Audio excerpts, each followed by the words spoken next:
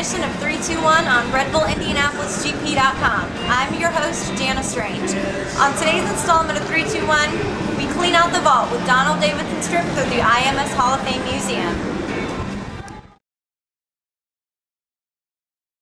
All right, Donald, we're down to the last two here on the display. What can you tell me about our remaining two competitors? Well, again, this is the tie-in between the Indianapolis 500 and motorcycle racing.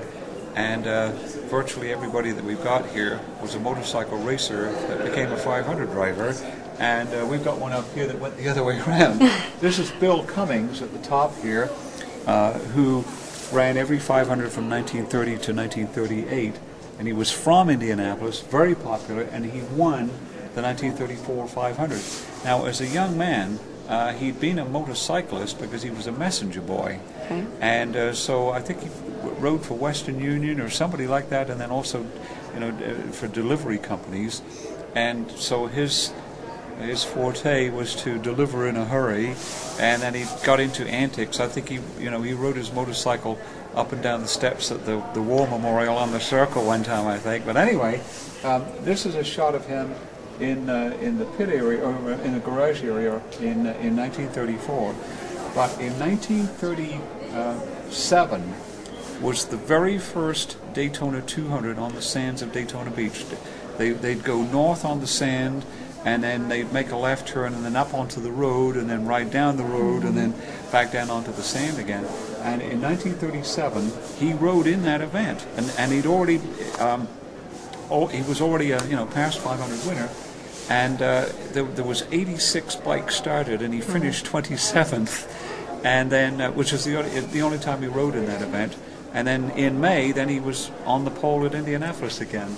Not a bad year, right? No, very good. And so the first person to ride in the Daytona 500, or I'm sorry, the Daytona 200 and the Indianapolis 500. There's several people that did that, but he's absolutely the first to do it because he did it the first year.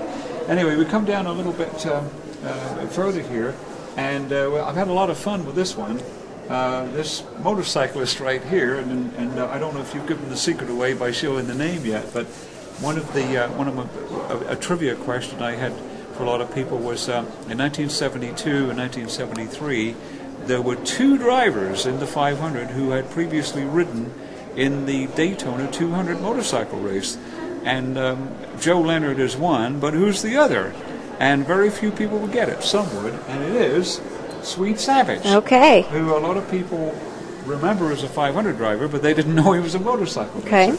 And here he is in 1973 when he started fourth and led the race, and then unfortunately lost his life in the race, or at least suffered terrible injuries from which he later passed away.